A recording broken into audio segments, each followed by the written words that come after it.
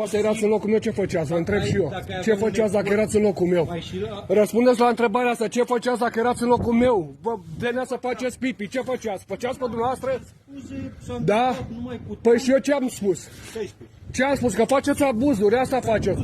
Pe voi vă plătește statul ca să dați la amărâți amenzi, mă. Prăpădiților, voi dați amenzi la oameni amărâți.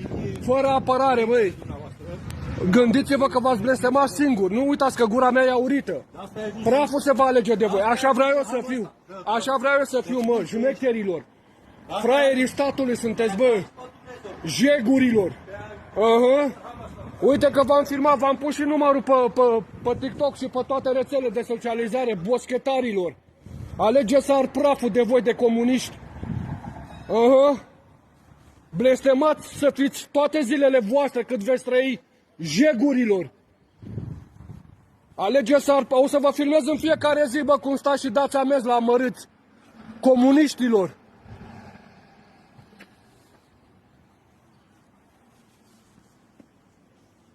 Alegeți să ar praful de voi și sângele din voi.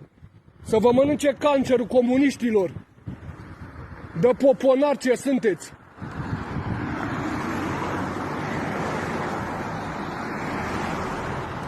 Acolo m-am dus să fac pipi și m-au acostat comuniștii ăștia, uite.